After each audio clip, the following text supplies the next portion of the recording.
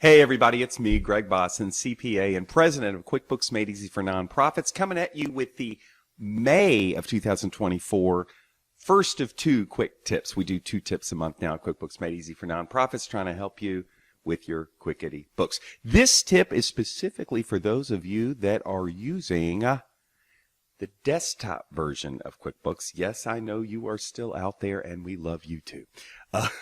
But anyway, this tip is a short one, but it's one that it's amazing to me how many people don't know about this. And it has to do with finding transactions. You know, you've entered a transaction, you want to get back to it, you're looking for it.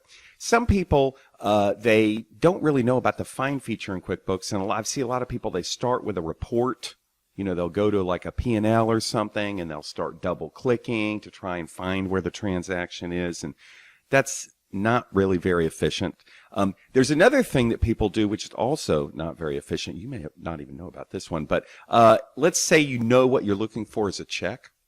You see this little arrow, this backward and forward arrow above the word find. If you click the backward arrow, it'll just start going back to older checks. But of course, this takes a long time. Click, click, click, click. It's a little obnoxious. I want to tell you about the find feature. Now, there's 2 ways to get to the find feature. One way is you just push the find button. And what this does, it only appears in transaction windows. So you still have to go to the transaction window. Oh, it's a check. And then you click find, and then you can just put things you know about the check. Okay, so let's say 987.65 is the dollar amount of the check. And you click find, and it says, oh, wow, I don't see any transactions matching that dollar amount. Okay, so there must not be a check for that amount. I'll put $100. Look, there's a check for $100 it took me to. The better way to use find, I'm going to go back to the home page. The better way to use find is to go to the edit menu and click find here. Because in this find, you can do something called an advanced find. So when it pops up, it says simple, you want to move it to advanced.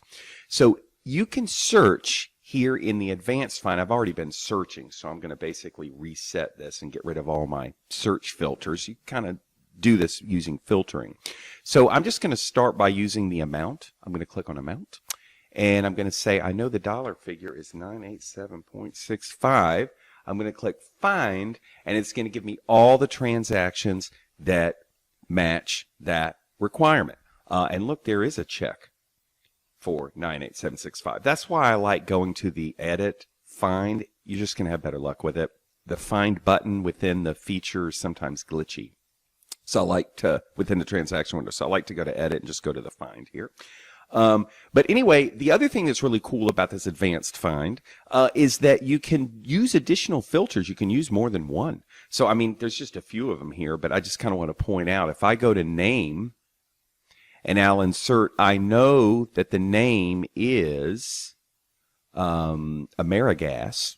I know it was a check I wrote to Amerigas. I click it, and I click find, and then it hones in right on that one transaction, and I can double click on it, and then I can change it, okay? And for those of you that are really paying close attention, I agree.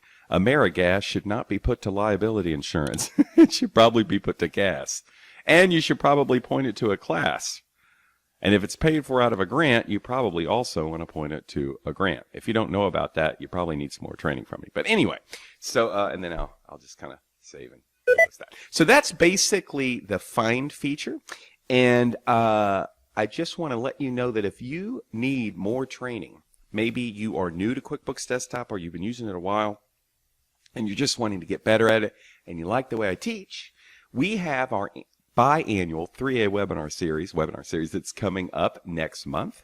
And if you go to QuickBooksMadeEasy.com and you click on webinars, it will take you to here's where the series is for QuickBooks Desktop users. It's the 4th, 5th, and 6th. It's 2.5 hours a day for 3 days, Tuesday, Wednesday, and a Thursday. And it costs $2.99 normally.